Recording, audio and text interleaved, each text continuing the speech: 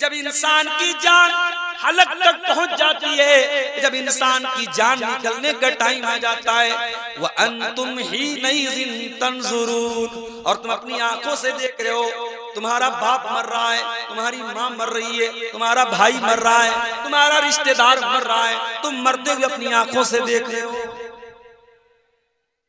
कभी अगर आपने ये मंजर देखा होगा, कोई आपका रिश्तेदार मर रहा हो और मौत के टाइम आप उसके पास हो।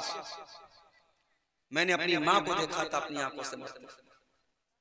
मेरे नाना का इंतकाल हुआ था, उस वक्त भी मैं अपने नाना के पास था। बड़ा भयानक होता है वो मंजर जब हम किसी को मरता हुआ देखते। पल भर में एक इंसान हमारे बीच में था और पल भर में वो इंसान हमसे जुदा हो गया। अभी तक हम ये बोलते हमारा बाप है, हमारे नाना हैं, हमारी माँ है, हमारा भाई है, और पल भर में ये होता है कि हमारा भाई था, है से था होने में चंद सेकंड लगते हैं मेरे साथ। अभी तक ये तक कि अब्बा को उठाओ, अब्बा को दबा दो, अब्बा को पानी पिलाओ, अब्बा को खाना खिलाओ, और चंद सेकंड के बाद ये होता है कि लाश को इधर कर दो, जनाजे को इधर कर दो, लाश को कफन पहना दो, लाश को पोस्टमार्टम के लिए भेज दो। अभी चंद सेकंड पहले इंसान था, अब वो लाश। कितनी कड़वी सच्चाई है मेरे प्यारे। और ये सच्चाई हम अपनी आंखों से देखते हैं, हर इंसान देखता है, मगर हमें कोई इबरत हासिल नहीं होती, हमें कोई नसीहत हासिल नहीं होती। कुरान कह रहा है फलौला इज़ा बलगतिल हुल्कुम व अंतुम हिनइज़िन तंजुरून। ऐ मेरे बंदो, जब किसी की जान निकलने का टाइम आता है और तुम अपनी आंखों से देख रहे हो कि वो मर रहा है, व नहनु अक़रबु इलैहि मिनकुम वलाकिन ला तुबसिरून। और ऐ लोगों, तुम मरने वाले की चारपाई के करीब में बैठे हो, तुम्हें ऐसा लग रहा है कि उससे सबसे ज्यादा करीब में तुम बैठे हो, जबकि तुमसे ज्यादा करीब अल्लाह है। अल्लाह तबारक व तआला तुमसे ज्यादा करीब है। मरने वाले की सांस कितनी चल रही है अल्लाह को मालूम, उसकी हार्ट बीट कितनी चल रही है तुम्हें कंप्यूटर पे देखना पड़ रहा है, अल्लाह को सब मालूम है, वो तुमसे ज्यादा करीब है मरने वाले। फलौला इन कुंतुम गैर मदीनीन तरजिऊनहा इन कुंतुम सादिकीन। अगर तुम्हें ऐसा लगता है कि मरने वाला तुम्हारा बहुत खास था, बाप था, माँ थी, भाई था, कोई भी था, और तुम्हें ऐसा लगता है कि तुम्हारे ऊपर कोई शक्ति नहीं है, कोई ताकत नहीं है, कोई पावर नहीं है, तो जरा तुम मरने वाले को मौत से बचा करके रखा है। तुम्हारे पास ताकत है, ये क्षमता है, ये पावर कि तुम मरने वाले को मौत से बचा सको? नहीं बचा सकते। ऐ दुनिया के बड़े बड़े डॉक्टरों, तुम्हारी मेडिकल साइंस फेल है। ऐ दुनिया के इंजीनियरों, तुम्हारी इंजीनियरिंग फेल है।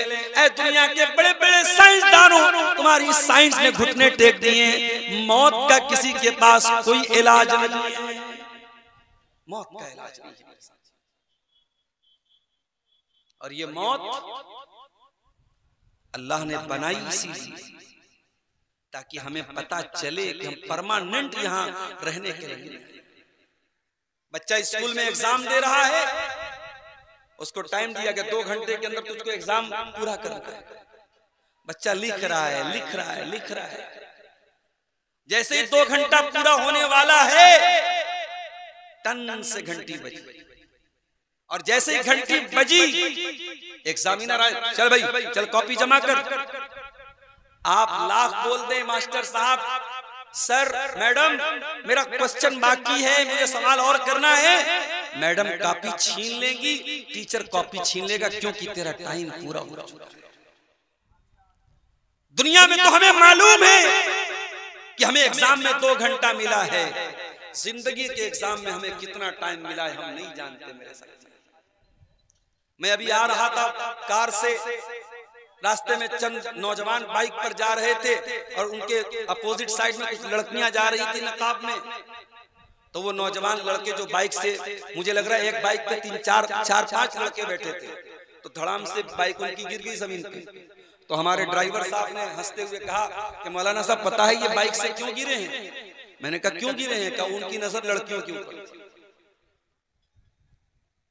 ये आज हो रहा है, एक्सीडेंट हो रहे हैं। इंसान गलत काम करने की वजह से, गलत चीजों को देखने की वजह से एक्सीडेंट भी कर जाता है। ये नौजवान याद रखे मेरी ये बात कि इस बात की क्या गारंटी है कि आप बुढ़ापे तक जिंदा रहेंगे। इसी जवानी में कोई बैठ करके मस्जिद में अल्लाह को याद कर रहा है और कोई बैठ करके किसी लड़की से मोबाइल पे बात कर रहा है। इसी जवानी में कोई बैठकर अल्लाह के सामने हाथ फैला के अपने गुनाहों से तौबा कर रहा है और माफी मांग रहा है, और कोई बैठ करके शराब पी रहा है, चरस पी रहा है, गांजा पी रहा है, नशा कर रहा है। दुनिया में एग्जाम देने वाले को पता है 2 घंटे में मेरी कॉपी छीन ली जाएगी, 3 घंटे में मेरी कॉपी छीन ली जाएगी। जिंदगी के इम्तिहान में हमको तो ये भी मालूम नहीं कि मौत का फरिश्ता कब आएगा और हमारी कॉपी छीन ली जाएगी। अरे हम तो इस बात की गारंटी भी नहीं दे सकते कि आज मियां बाजार के इस प्रोग्राम में हम रात में तकरीर सुन रहे थे। अब्दुल गफ्फार साहब 500 किलोमीटर का सफर तय करके आए थे, हमें तकरीर सुना रहे थे। सुबह तकरीर सुनने के बाद हम घर में जाएंगे, सही सलामत अपने घर में पहुंच पाएंगे, हम तो इस बात की गारंटी भी नहीं दे सकते। इसी बिहार से सटा हुआ झारखंड का इलाका है, जामताड़ा का इलाका है। प्रोग्राम चल रहा था मेरा, तकरीर करके मैं निकला और यही हमारे पटना के ड्राइवर साहब हमको लेके गए थे। तकरीर करके हम जब वहां से 12 बजे के करीब निकले हैं, तकरीबन 20 किलोमीटर आगे बढ़े, फोन आया जलसे वालों का, मौलाना साहब हमारे गांव में बहुत बड़ा हादसा हो गया। क्या हो गया?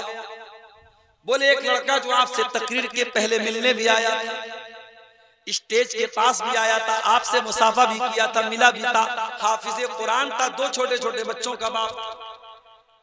तकरीर सुनने के बाद वो लड़का बाइक उठाता है गांव जाने के लिए। जलसा गाह से बहुत दूर नहीं, 5-6 किलोमीटर दूर उसका गांव था। मेन रोड पर पहुंचता है और जैसे ही वो रोड क्रॉस करने लगता है, सामने से रात का समय तक पिकअप आती है पूरी रफ्तार के साथ और उसकी गाड़ी को ठोक देती है।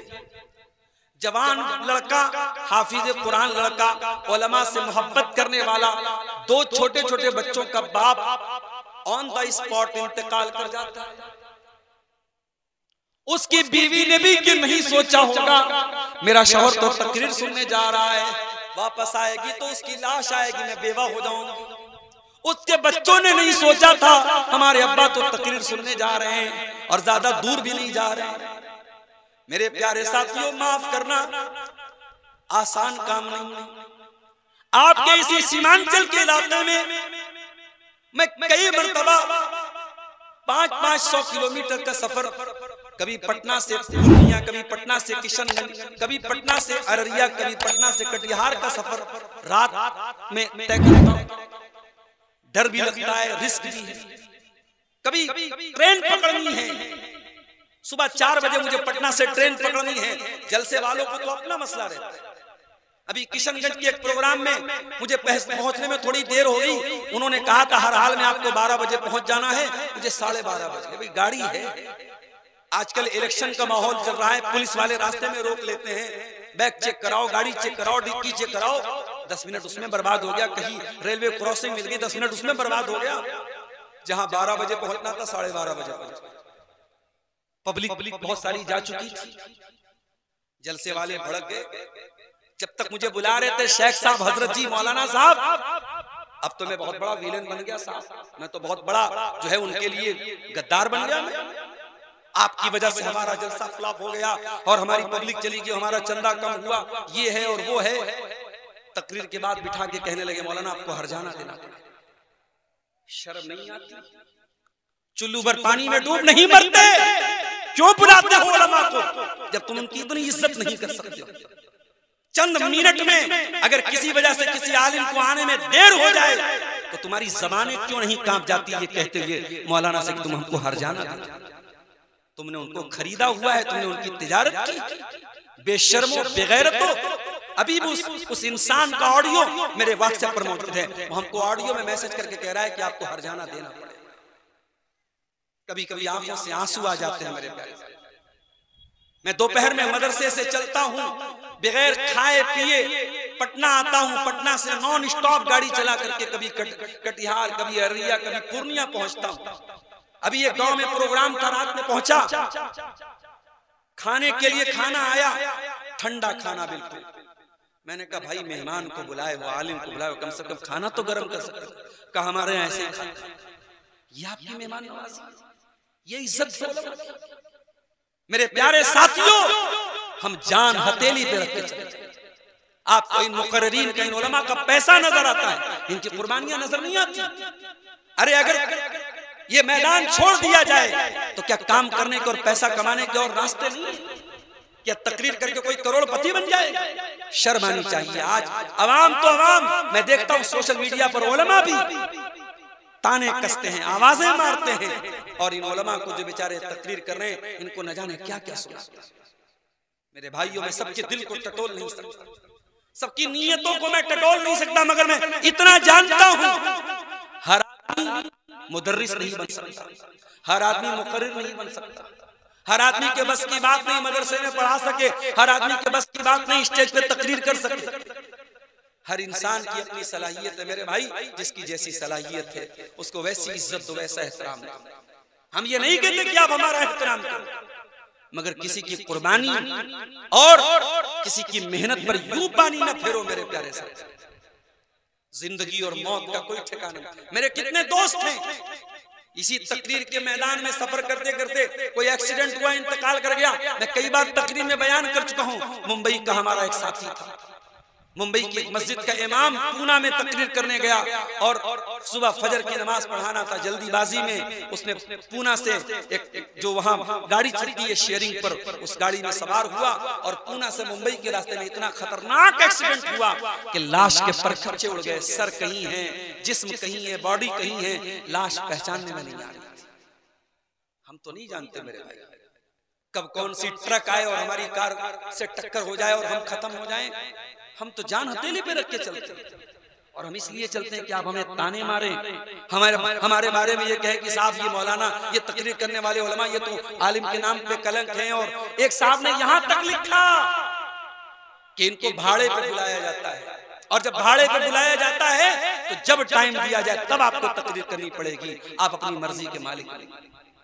तो आपको ये भी डिक्लेयर कर देना चाहिए कि नहीं साहब, हम तो उलमा को खरीद के लाए, ये हमारे गुलाम हैं, और गुलाम के जब गले में गुलामी का पट्टा डाल दिया जाए तो उसको जहां चाहे वहां लेके जा सकते हैं। अल्लाह ताला हम सब पर रहम करे मेरे प्यारे साथी। जिंदगी का कोई भरोसा नहीं है मेरे साथी। अल्लाह के नबी ने हजरत अब्दुल्लाह इब्न उमर से कहा था, क्या कहा था? कुन फी दुनिया कअन्नका गरीब। ऐ अब्दुल्ला, तुम दुनिया में उस तरीके से रहना जैसे परदेसी रहता है। बिहार का एक आदमी दिल्ली रह रहा है, आपके पूर्णिया का एक आदमी सऊदी अरब में काम कर रहा है। वहां पे वो बहुत आराम से रहता है, बहुत सुकून से रहता है, 24 घंटे एसी में रहता है, मगर उसको अपना मियाँ बाजार याद आता है, उसको अपना कस्बा का इलाका याद आता है, उसको अपना पूर्णिया याद आता है, उसको अपना वतन याद आता है। अल्लाह के नबी फरमा रहे हैं, कुन फी दुनिया कअन्नका गरीब। ऐसे जिंदगी गुजारो जैसे परदेसी जिंदगी गुजारता है। परदेसी परदेश में रहता है, मगर उसका दिल और उसका दिमाग अपने वतन में लगा रहता है। औ आबिरो सबील, या दुनिया में ऐसे जिंदगी गुजारो जैसे मुसाफिर जिंदगी गुजारता है।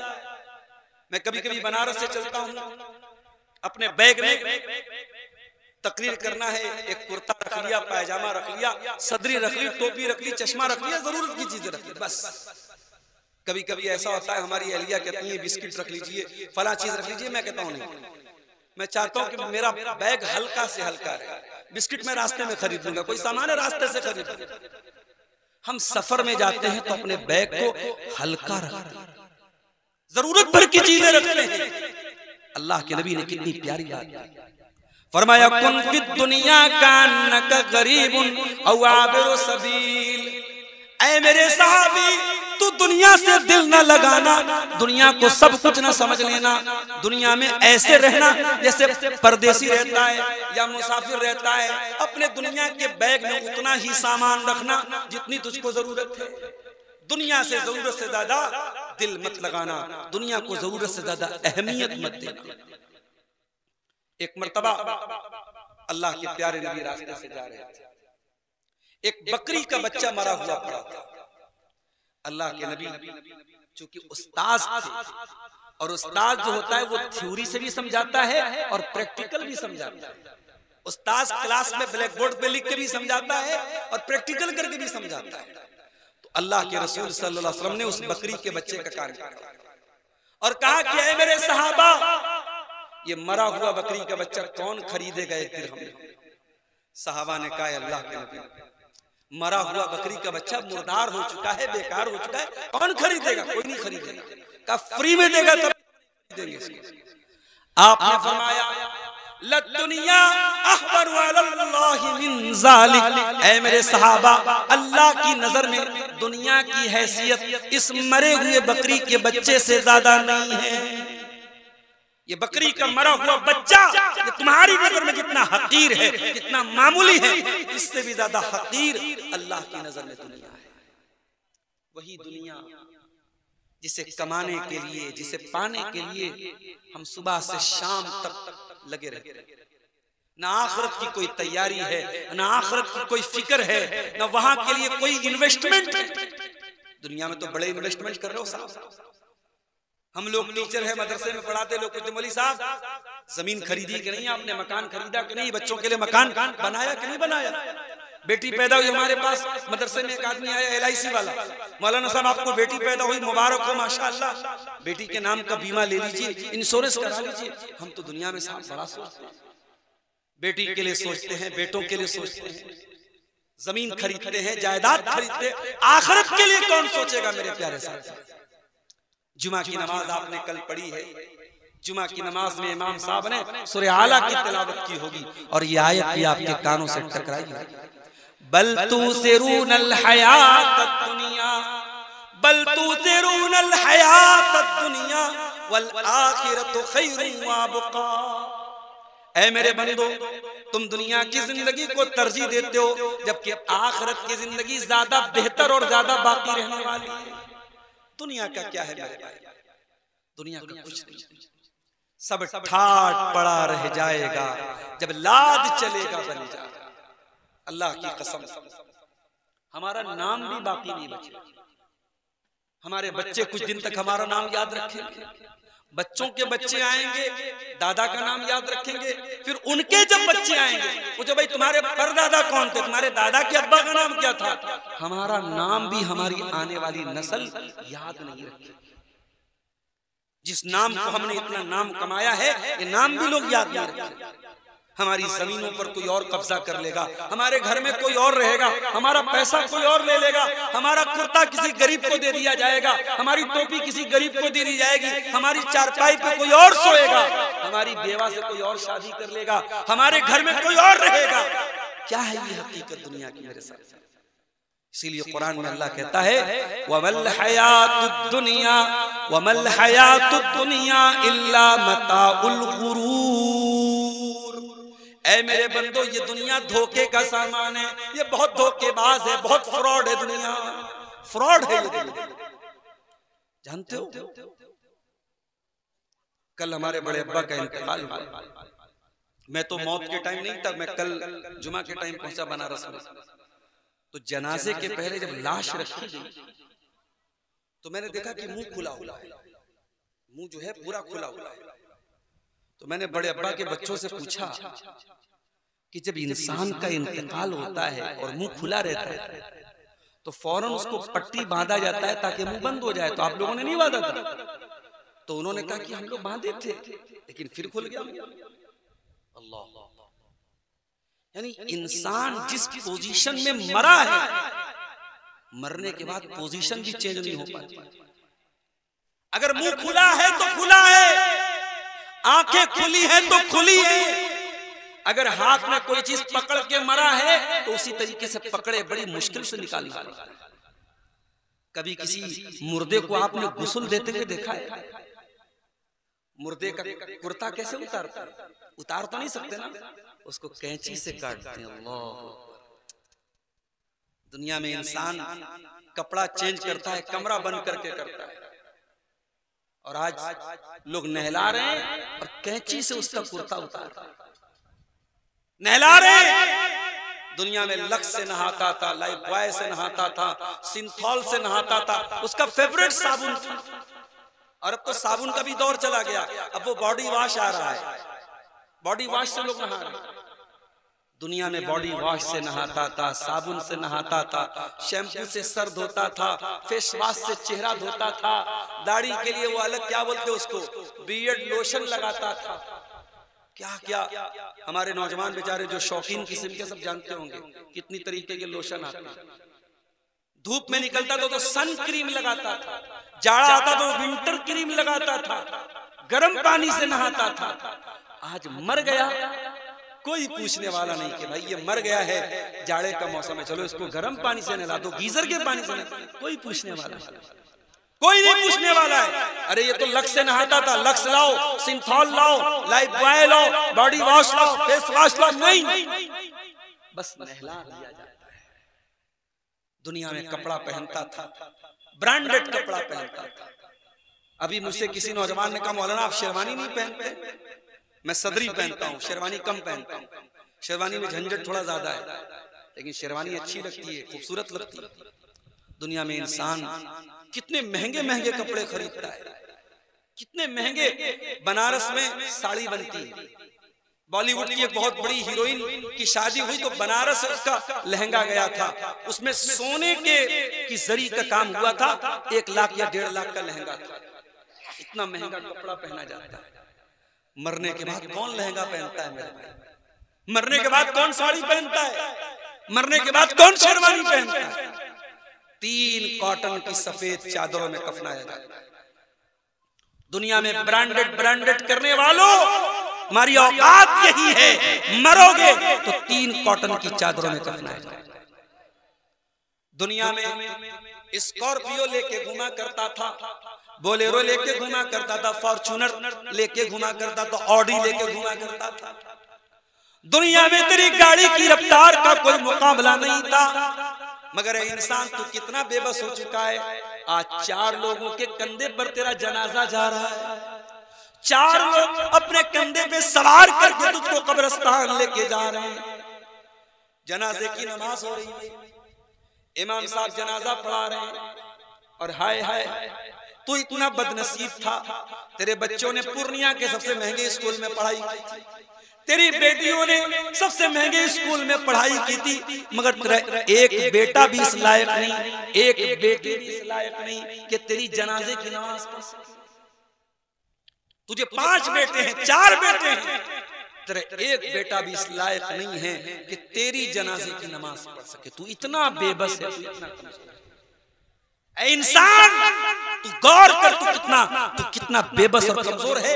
तेरा जनाजा हो रहा है, तेरा अपना बेटा जनाजा की नमाज की दुआ तक उसको नहीं आता। जनाजा हो गया, कब्र में उतारा गया, कब्र में लेटा दिया गया, तख्ता लगा दिया गया, मिट्टी डाल दी गई, रिश्तेदार आ रहे हैं मिट्टी दे रहे हैं, बच्चे आ रहे हैं मिट्टी दे रहे हैं, सब लोगों ने मिट्टी दी और मिट्टी दे के हाथ झाड़ के चले गए। लहद तक आपकी ताजीम कर दी, अब आगे आपके आमाल जाने। बस यहाँ तक आपका एहतराम कर दिया, आपका सम्मान कर दिया, आपकी इज्जत कर दी। अब्बा जान, अब इसके आगे हम आपके काम आने वाले हैं। अब कब्र में आपको अंधेरा मिलेगा कि रोशनी मिलेगी? कब्र में मुनकर नकीर के सवालों का आप सही जवाब देंगे कि फेल हो जाएंगे? आपको सांप बिच्छू काटेंगे या जन्नत की खिड़की खुलेगी? अब ये तय करेगा आपका अमल, ये तय करेगा आपका ईमान। न वहां औलाद काम आएगी, न बीवी काम आएगी, न बच्चे काम आएंगे। वमल हयात दुनिया इल्ला मताउल गुरूर। ऐ मेरे बंदो, ये दुनिया धोखे का सामान। मेरे अजीजों, मेरे साथियों, कभी जब अपने किसी रिश्तेदार का जनाजा उठाओ तो सोचो कल हमारा भी जनाजा उठे। किसी के इंतकाल की खबर सुनो तो सोचो कल हमारा भी इंतकाल होगा और हमारे गांव की मस्जिद पे ऐलान होगा फला साहब का इंतकाल हो गया, दोपहर में 2 बजे मिट्टी पड़ेगी, आपके भी इंतकाल का ऐलान किया जाएगा। उस दिन के आने के पहले तैयारी कर लो मेरे प्यारे साथी। इक़्तरबा लिन्नास हिसाबुहुम वहुम फी गफलतिन मुरिदून। ऐ लोगों, तुम्हारे हिसाब का टाइम करीब आ चुका है, तुम्हारे इम्तिहान का टाइम करीब आ चुका है, लेकिन तुम गफलत में पड़े हुए हो, तुम गाफिल पड़े हुए हो। तुमको जर्रा बराबर परवाह नहीं कि इम्तिहान में मेरा क्या होगा, मैं पास हो जाऊंगा या फेल हो जाऊंगा। तुमको अपने इम्तिहान की कोई चिंता नहीं है, कोई फिक्र नहीं। मेरे अजीजों, उस जिंदगी की फिक्र करो। अल्लाह की कसम, हमारे प्यारे नबी सल्लल्लाहु अलैहि वसल्लम ने उस जिंदगी की फिक्र की, आपके सहाबा ने उस जिंदगी की फिक्र की।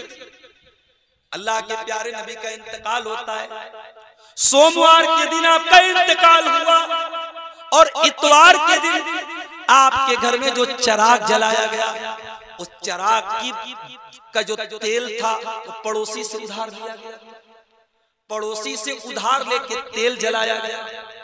आपका इंतकाल हुआ तो आपकी जो ज़रा थी वो एक यहूदी के यहाँ गिरवी रखी गई थी और बदले में 30 सा जौ लिया गया था। 30 सा जौ के बदले आपकी ज़रा गिरवी रखी गई थी। आपका इंतकाल हुआ, आपने अपने बच्चों के लिए न सोना छोड़ा, न चांदी छोड़ी, न दुनिया की जायदाद छोड़ी। हाँ, आपने छोड़ा तो कुरान छोड़ा, आपने छोड़ा तो सुन्नत छोड़ा, आपने छोड़ा तो शरीयत को छोड़ा। आपने मैसेज दिया, ऐ दुनिया वालों, अपनी औलाद के लिए कुछ बनाओ या ना बनाओ, आखिरत बना लो। अपनी औलाद को कुछ दो या ना दो, ईमान दे दो, तौहीद दे दो, अकीदा दे दो, सही चीज दे दो। नबी का इंतकाल हो गया। नबी के इंतकाल के बाद हजरत अबू बकर सिद्दीक को खलीफा बनाया गया। हजरत अबू बकर 2.5 साल के बाद इंतकाल हो जाता है उनका। इंतकाल के पहले हजरत अबू बकर सिद्दीक बीमार पड़ जाते हैं। आपकी बेटी हजरत आयशा से मिलने के लिए आई, बेटी बाप से मिलने के लिए आई है। ओ लोगों, तुमने तो बेटियों को पराया बना दिया। तुम तो कहते हो बेटी पराया माल होती है, तुम तो शादी करने के बाद अपनी बेटियों से कोई नाता नहीं रखते, कोई ताल्लुक नहीं रखते। मगर अल्लाह की कसम, मेरे नबी ने ये तालीम नहीं दी। बेटी न शादी के पहले पराई होती है, न शादी के बाद पराई होती है। बेटी हमेशा अपनी होती है। और आज भी गवाह है दुनिया कि जब बाप बीमार होता है, बेटा बाद में हाल चाल लेने आता है, बेटी पहले हाल चाल लेती है। बेटा उसी घर में है, बाप की परवाह नहीं है, माँ की परवाह नहीं है। बेटी अपने ससुराल में है, लेकिन फोन करके पूछती है, अम्मा तुम कैसी हो, अब्बा तुम कैसे हो। अब्बा की और अम्मा की हाल चाल बेटी अपने ससुराल से लेती है। मेरे साथ बेटियों को पराया न समझो मेरे भाई, बेटियों को हमेशा अपना समझो। हजरत आयशा अपने बाप को देखने के लिए आई। बाप बीमार है और मौत की कगार पे है, मरने वाला है, और बेटी अपने बाप से मिलने के लिए आई। हजरत अबू बकर ने पूछा, ऐ मेरी बेटी आज कौन सा दिन है? हजरत आयशा ने फरमाया, अब्बा जान आज सोमवार का दिन है। कहा है मेरी बेटी, ये बता कि क्या अल्लाह के रसूल का इंतकाल भी सोमवार के दिन हुआ था? कहा कि हाँ अब्बा जान, अल्लाह के नबी का इंतकाल भी सोमवार के दिन हुआ था। कहा कि अल्लाह, काश मेरा भी इंतकाल आज ही के दिन हो जाए, मैं अपने दोस्त के पास आज ही के दिन चला जाऊं। फिर पूछा कि ऐ मेरी बेटी, ये बता जब अल्लाह के नबी का इंतकाल हुआ था तो कफन में कितने कपड़े दिए गए? हजरत आयशा से पूछ रहे हैं। कौन पूछ रहे हैं? उनके बाप पूछ रहे हैं। बाप अपनी बेटी से मसला पूछ रहा है। ओ मियां बाजार वालों, ओ पूर्णिया वालों, ओ कस्बा वालों, हजरत अबू बकर एक मैसेज दे रहे हैं, एक संदेश दे रहे हैं, अपनी बेटियों को इस काबिल बनाओ, अपनी बेटियों को ऐसी तालीम दिलाओ कि जब आपको कोई मसला पूछना पड़े तो आपकी बिटिया आपको जवाब दे। अपनी बेटियों को इस लायक बनाओ। और आज भी अल्लाह की कसम, जब लड़कियां पढ़ाई में आगे निकलती हैं इंटरनेट पर आप देख लीजिए, इतनी अच्छी कुरान की तिलावत कुछ औरतें करती हैं, कुछ लड़कियां करती हैं, बड़े बड़े मर्द हजरात नहीं कर सकते। हाफिजा हैं, आलिमा हैं, दीन की जानकार हैं, मसले मसाइल की जानकार हैं। अगर औरत सही तालीम दी जाए, लड़की को सही तालीम दी जाए तो लड़की बहुत कुछ कर सकती है। आज आपने लड़कियों को दीन की तालीम नहीं दी। आपकी मस्जिद है, गांव की जुमा हो रहा है, जरा सीने पर हाथ रख के बताओ कि आपकी जामा मस्जिद में औरतों का इंतजाम है? सीमांचल की अक्सर मस्जिदों में मैंने देखा लेडीज का इंतजाम नहीं है। क्यों नहीं है भाई? अहले हदीसों का गांव है, शेरशाबादियों का गांव है, क्यों नहीं है? क्या नबी के जमाने में जुमा की नमाज में औरतें नहीं जाती थी मस्जिद? मैं बार बार ये बात कहता हूं कि जलसे में औरतों को बुला लेने से और ये मेला ठेला कर देने से औरतें दीन नहीं सीखेंगी। आप आधा आधा घंटे का जुमा का खुतबा भी अगर उनको पाबंदी से सुनाएंगे, उनको दीन की बहुत मोटी मोटी बातें समझ में आ जाएंगी। हजरत आयशा से उनके बाप पूछ रहे हैं, ऐ मेरी बेटी ये बता कि अल्लाह के रसूल के कफन में कितने कपड़े थे? बेटी जवाब देती है, अब्बा जान फी सलासिन सुहूलियतिन, अल्लाह के नबी के कफन में 3 सूती चादरें थी, 3 कॉटन की चादरें थी, सफेद चादर। हजरत अबू बकर ने कहा, ऐ मेरी बेटी एक तो ये कपड़ा है जो बीमारी में पहनते थे, कहा एक कपड़ा ये ले लेना और 2 चादर और ले लेना और 3 चादरों में मुझको कफनाना जैसे नबी को कफनाया था। पता ये चला सहाबा हमारी तरह रस्म रिवाज की पाबंदी नहीं करते थे, सहाबा सुन्नत की पाबंदी करते थे। अभी एक साहब ने व्हाट्सएप पर सवाल पूछा, मौली साहब खतना की दावत करना कैसा है? बच्चे का खतना कराया, मुसलमानी कराया, उस मौके पर दावत देना कैसा है? मैंने कहा देखो भाई, खतना की दावत हराम तो नहीं है, नाजायज तो नहीं है, बिदअत तो नहीं है। आप किसी भी मौके पे दावत दे सकते हैं, शरीयत आपको मना नहीं करती। मगर आप गौर कीजिए, ये जो हम खतना करते हैं ये इस्लाम का एक हुक्म है। जिस तरीके से अल्लाह के नबी ने दाढ़ी को बढ़ाने का हुक्म दिया, मूंछों को कतरने का हुक्म दिया, बगल के बाल साफ करने का हुक्म दिया, शर्मगाह के बाल साफ करने का हुक्म दिया, नाखून को काटने का हुक्म दिया, उसी तरीके से अल्लाह के नबी ने खतना करने का भी हुक्म दिया है। ये आपकी ऐसी सुन्नत है जिसका ताल्लुक फितरत से है। मैंने कहा खतना का ताल्लुक इस्लाम से है, इस्लाम ने खतना का हुक्म दिया है। और जाहिर है सहाबा भी अपने बच्चों का खतना कराते थे, मगर हमें कोई दलील ऐसी नहीं मिलती कि सहाबा ने अपने बच्चों का खतना किया हो और खतना पर दावत दी। इसलिए ऐसी दावत जो सहाबा के दौर में हो सकती थी मगर सहाबा ने नहीं दिया है, हमें और आपको उससे अवॉइड करना चाहिए, उससे बचना चाहिए। आज हमारे यहाँ जनाजे में, मैं तो कभी कटिहार के किसी जनाजे में या पूर्णिया सीमांचल के किसी जनाजे में शामिल नहीं हुआ, मगर मैं देखता हूँ कि अपने अहले हदीसों में भी जनाजे में बहुत सारी बिदअत आ चुकी है।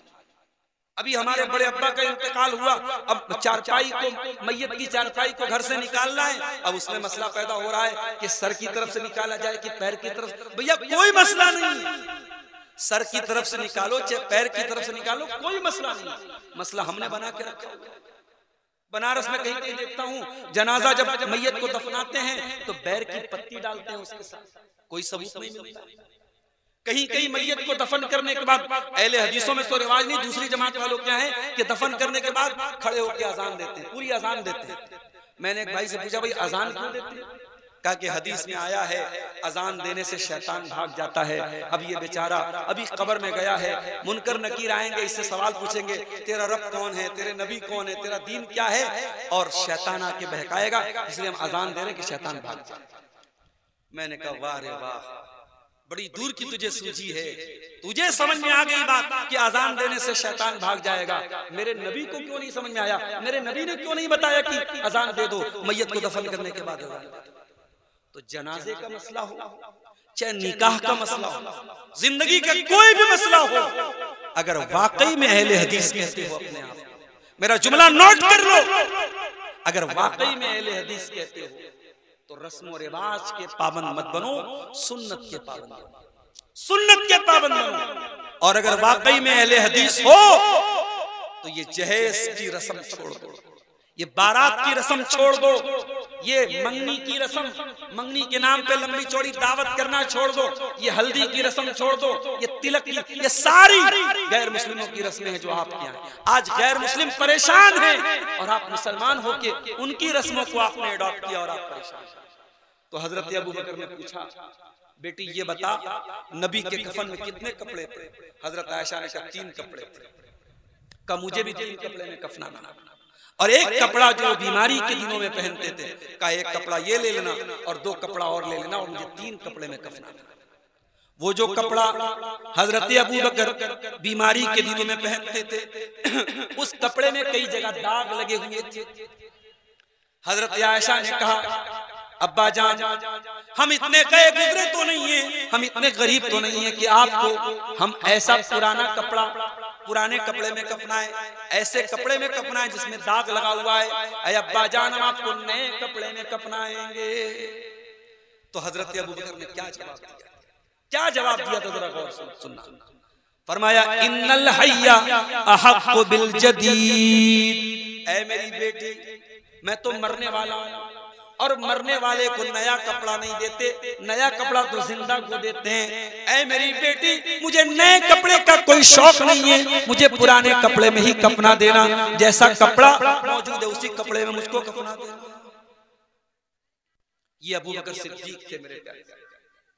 हजरत उमर को देखिए, इंतकाल का टाइम है, आखिरी टाइम।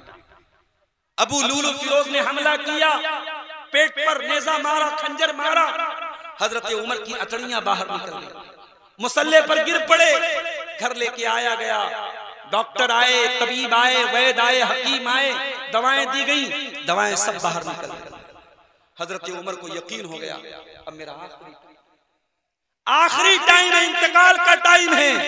हजरत उमर के चेहरे पर घबराहट है। किसी ने कहा, है उमर इतना घबरा क्यों रहे हो? आप तो अल्लाह के नबी के बड़े प्यारे साथी हैं, बड़ा साथ दिया है आपने इस्लाम का, बड़ी मोहब्बत करते थे अल्लाह के नबी आपसे, आपको इतना परेशान होने की जरूरत नहीं। हजरत उमर ने फरमाया, लौ अन्ना ली तिलाअल अर्ज़ि ज़हबा लफ्तदैतु बिही मिन अज़ाबिल्लाहि क़ब्ल अन अरा। कहा कि ऐ लोगों, मैं तो ये चाहता हूं अगर जमीन भर के सोना भी मुझको मिल जाए और अल्लाह ताला ये कह दे कि ऐ उमर तू जमीन भर के सोना दे दे और मैं तुझको अपने अजाब से बचा लूंगा, तो उमर उसके लिए भी तैयार है। मैं जमीन भर के सोना दे करके अल्लाह के अजाब से बचने के लिए तैयार हूं। ये हजरत उमर थे, ये हजरत उमर थे जो नबी की जबान से बार बार जन्नती होने का सर्टिफिकेट ले चुके थे। उनको इतनी चिंता थी अल्लाह के अजाब से बचने की। और हम और आप सर से पैर तक गुनाहों में लथपथ रहते हैं, 24 घंटे जब तक जागते रहते हैं। कभी मोबाइल पर कोई गलत चीज देख रहे हैं, कभी किसी के साथ कोई गलत काम कर रहे हैं, कभी किसी को जबान से तकलीफ पहुंचा रहे हैं। हम तो गुनाहों में लथपथ लोग हैं मेरे भाइयों। हमें कभी मौत याद नहीं आती, हमें कभी कब्र याद नहीं आती, हमें कभी अपना अंजाम याद नहीं आता। मैं कभी कभी कहता हूं कि हम इतने कठोर दिल हो चुके हैं कि अब कब्रिस्तान जाकर के भी हमको मौत याद नहीं आती। कब्रिस्तान में भी जुआ खेलने वाला बैठ के जुआ खेल रहा है, शराब पीने वाला शराब पी रहा है और मोबाइल देखने वाला मोबाइल देख रहा है। जबकि कब्रिस्तान कैसी जगह है? ये इबरत की जा है, तमाशा नहीं है। कब्रिस्तान वो जगह है जहां इबरत हासिल करनी चाहिए। बड़े बड़े बादशाह भी वहीं दफन है, बड़े नेक लोग भी वहीं दफन है, शराबी भी वहीं दफन है, नमाजी भी वहीं दफन है, अच्छे भी वहीं दफन है, बुरे भी वहीं दफन है। कब्रिस्तान जाओ तो अपने अंजाम को याद करो मेरे भाइयों। हमें भी मर के यहाँ आना है, हमें भी कब्र में चले जाना है, हमें भी मिट्टी में मिल जाना है, हमको भी कब्र में जाके सवाल और जवाब देना है। इसीलिए अल्लाह के नबी के डबल दामाद, जिनके निकाह में नबी की 2 बेटियां, जो रुकैया के भी शौहर थे, जो उम्मे कुलसूम के भी शौहर थे, अल्लाह के प्यारे रसूल के डबल दामाद दोहरे दामाद ज़ुन्नूरैन हजरत उस्मान गनी रज़ी अल्लाह ताला अन्हु जब किसी कब्रिस्तान के पास से गुजरते थे, जब किसी कब्र के पास से गुजरते थे, ज़ारो कतार रोने लगते थे, फूट फूट के रोने लगते थे, आंखों से आंसू बहने लगते थे। किसी ने पूछा, ऐ उस्मान, जन्नत की बात आती है तो आप रोते नहीं है, जहन्नम की बात आती है तो आप रोते नहीं है, ऐ उस्मान कब्र को देख करके क्यों रोने लगते हैं? उस्मान गनी कहते हैं, ओ लोगों, मैं क्यों न रोऊं, मैं कब्र को देख के क्यों न रोऊं? मैंने अपने नबी को ये फरमाते हुए सुना है, इन्नल कब्रा अव्वलु मिन मंजिलिन मिन मनाजिलिल आखिरा, बेशक ये कब्र आखिरत की पहली मंजिल है, जिसने इस मंजिल को पार कर लिया उसके लिए आगे की मंजिलें आसान हैं। अहले हदीसों, कब्रिस्तान जाया, मैं ये नहीं कहता अजमेर जाओ, मैं ये नहीं कहता कि ये बड़ी बड़ी पक्की जो मज़ारें बनी है वहां जाओ, अपने कब्रिस्तान जाओ, अपने गांव के कब्रिस्तान जाओ और देखो तुम्हारी माँ वही दफन है, तुम्हारे दादा वही दफन है, तुम्हारा बाप वही दफन है, उनको देख करके अपनी मौत को याद करो। उस्मान गनी कहते हैं, मैं कब्रिस्तान को देखता हूँ तो मुझे वो हदीस याद आ जाती है, अल्लाह के नबी ने कहा कब्र आखिरत की पहली मंजिल है, जो इस मंजिल से बच गया उसके लिए आगे की मंजिलें भी आसान है। एक मर्तबा अल्लाह के नबी सहाबा को लेके अपनी माँ की कब्र पे गए और माँ की कब्र पे जब पहुंचे हैं, माँ की ममता याद आई, माँ का प्यार याद आया। 6 साल की उम्र में अल्लाह के नबी ने माँ को खोया। 6 साल के बच्चे की मेमोरी आज 50 साल के बाद रिपीट हो रही है, रिवाइंड हो रही है।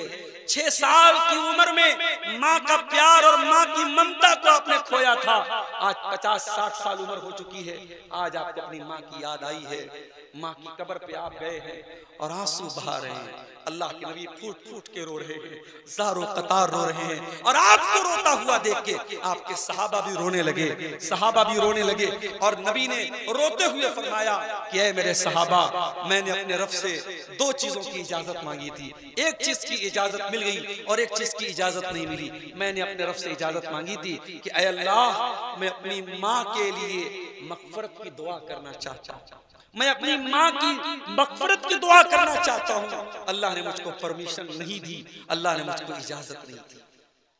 मेरे प्यारे साथियों, अगर आपकी माँ मुसलमान है, आपकी माँ तौहीद पर है और आपकी माँ दुनिया से जा चुकी है, तो आप अपनी माँ के लिए मग़फ़िरत की दुआ कर सकते हैं। नबी को भी अपनी माँ के लिए मग़फ़िरत की दुआ करने की इजाजत नहीं मिली, आपको वो इजाजत मिली है अगर आपकी माँ ईमान वाली और मुसलमान औरत थी। ये कितने बड़े नसीब की बात है। अपनी किस्मत पे नाज करो, अपने नसीब पर फख्र करो कि अल्लाह ने आपको भी मुसलमान बनाया और आपके माँ बाप को भी मुसलमान बनाया। नबी ने फरमाया, मैंने अपनी माँ की मग़फ़िरत की दुआ मांगी, अल्लाह ने मुझको इजाजत नहीं दी। फिर मैंने दूसरी इजाजत मांगी कि ऐ अल्लाह, मैं अपनी माँ की कब्र पे जाना चाहता हूँ, अल्लाह ने मुझको इजाजत दे दी। फज़ूरुल क़ुबूर, ऐ लोगों, तुम भी कब्रिस्तान जाया करो और मुर्दों की कब्र पे जाया करो, वहां जाने से तुमको आखिरत की याद आएगी। मेरे प्यारे साथियों, कब्रिस्तान जाया करो और सोचो कि कब्र में हमसे जब सवाल जवाब होगा तो हम क्या जवाब देंगे। हमारे हाथों में कोई नेकी नहीं है, हमारे नामे अमाल नेकियों से खाली हैं। न हम नमाज पढ़ने वाले, न हम रोजा रखने वाले, न हम अल्लाह की राह में ज्यादा सदका खैरात करने वाले। हमारा क्या अंजाम होगा मेरे प्यारे साथियों। एक आखिरी हदीस सुना के बाद खत्म करता हूँ। अल्लाह के प्यारे नबी, एक अंसारी सहाबी की मैयत थी, जनाजा था और जनाजे को कब्र में उतारा जा रहा था। अल्लाह के नबी अपने सहाबा के साथ बैठे हुए थे। अचानक आपने कब्र को देखा और आप रोने लगे। अल्लाह के नबी ने कब्र को देखा, रोने लगे। इतना रोए हत्ता बल्लस सरा, आपके आंसुओं से वहां की जमीन भीग गई और आपने कब्र की तरफ इशारा करके फरमाया, ले मिसले हाजा फअइदू या इख्वानी, ऐ मेरे सहाबा, इस कब्र में तुम सबको जाना है, हम सबको जाना है, इस कब्र की तैयारी करो। ओ मेरे प्यारे भाइयों, नबी ने हमें और आपको ये पैगाम दिया है, दुनिया की जिंदगी में कब्र की तैयारी कर लो, दुनिया की जिंदगी में आखिरत की तैयारी कर लो। वहां दोबारा कोई चांस नहीं मिलेगा। जो तुम्हें तैयारी करना है यही करना है, वहां जाने के बाद कोई दोबारा चांस नहीं मिलेगा। अल्लाह कुरान में कहता है जब जहन्नमी जहन्नम में चले जाएंगे, वहुम यस्तरिकून फीहा रब्बना अखरिजना मिनहा नामल सालिहन गैरल्लज़ी कुन्ना नामल। जब जहन्नमी जहन्नम में जाएंगे, चीखेंगे चिल्लाएंगे और कहेंगे ऐ अल्लाह एक बार तू जहन्नम से हमको निकाल दे। हम वादा करते हैं, हम प्रॉमिस करते हैं ऐ अल्लाह हम अब दोबारा कोई गुनाह नहीं करेंगे, कोई पाप नहीं करेंगे, अच्छा अमल करेंगे, नेक अमल करेंगे, मस्जिदों में दान देंगे, मदरसों में दान देंगे, सदका करेंगे, खैरात करेंगे, नमाज पढ़ेंगे, ज़िना नहीं करेंगे, शराब नहीं पिएंगे, वो बड़ी बड़ी बातें करेंगे। अल्लाह फरमाएगा अवलम नुअम्मिरुकुम मा यतज़क्करु फीहि मन तज़क्कर वजाअकुमुन नज़ीर। ऐ मेरे बंदो, हमने तुमको पूरा पूरा टाइम दिया था। तुम 60 साल दुनिया में रहे, तुम 50 साल दुनिया में रहे, तुम 40 साल दुनिया में रहे, तुमको जवानी मिली, तुमको बुढ़ापा मिला, तुम बहुत कुछ कर सकते थे। अब दोबारा तुमको टाइम नहीं मिलेगा, तुम्हारा गेम ओवर हो चुका है, तुम्हारा टाइम फिनिश हो चुका है, तुम्हारा समय समाप्त हो चुका है। तो मेरे प्यारे नौजवान साथियों, इस जवानी में अल्लाह को राजी करो और अल्लाह से जब बात करो तो ऐसे गिड़गिड़ा के बात करो, ऐसे गिड़गिड़ा के अल्लाह से माफी मांगो जैसे बच्चा अपनी माँ के सामने तड़पता है। मैंने एक वीडियो देखा, एक बूढ़ा हरम में बैठा है, खाने काबा के सामने बैठा है और अल्लाह के सामने ऐसे जोर जोर से हाथ हिला रहा है जैसे कोई बच्चा अपनी माँ से कोई चीज मांगता। अल्लाह के सामने जितना दर्द के साथ और तड़प के साथ मांगोगे, अल्लाह उतना जल्दी तुम्हारी तौबा को कबूल करेगा। मेरे भाइयों, तौबा कर लो, इसके पहले कि तौबा का चांस खत्म हो जाए, इससे पहले कि अल्लाह ताला के यहाँ गेम ओवर हो जाए, समय समाप्त हो जाए और मौत का फरिश्ता आ करके आपकी सांसों की डोर को तोड़ दे, आपकी सांस चलना बंद हो जाए, आपका दिल धड़कना बंद हो जाए, आपकी नब्ज चलनी बंद हो जाए, उसके पहले तौबा कर लीजिए, अल्लाह से माफी मांग लीजिए। और जब अल्लाह से तौबा करेंगे तो कितना बड़ा भी गुनहगार हो, अगर सच्ची तौबा करेगा अल्लाह उसको माफ करने को तैयार है। अगर अल्लाह की तरफ आप एक बित्ता चलेंगे, अल्लाह आपकी तरफ एक हाथ चलेगा। आप एक हाथ चलेंगे, अल्लाह आपकी तरफ एक गज चलेगा। आप चल के जाएंगे, अल्लाह ताला दौड़ के आपके पास आएगा। आप अल्लाह की तरफ रुजू तो कीजिए, आप अल्लाह से तौबा तो कीजिए, आप अल्लाह से माफी तो मांगिए।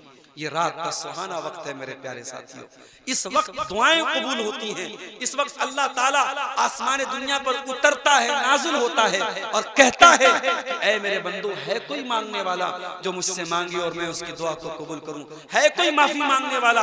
है कोई मग़फ़िरत तलब करने वाला जिसकी मैं मग़फ़िरत कर दूं? इस सुहाने टाइम में मेरे प्यारे साथियों, घर जाके मोबाइल में न लग जाना, रील्स न देखने लगना, गुनाहों के बाजार गर्म न कर देना। इस सुहाने वक्त में अगर मौका मिले घर जाना और वजू करके, फजर का टाइम भी बहुत ज्यादा नहीं बचेगा, घर जाके आप अल्लाह के सामने रोने लगना, गिड़गिड़ाने लगना, माफी मांगना, तौबा कर लेना।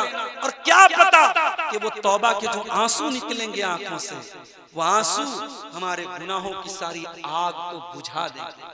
दुनिया के किसी पानी में वो पावर नहीं है, तो तौबा के आंसुओं में जो पावर है मेरे प्यारे साथियों।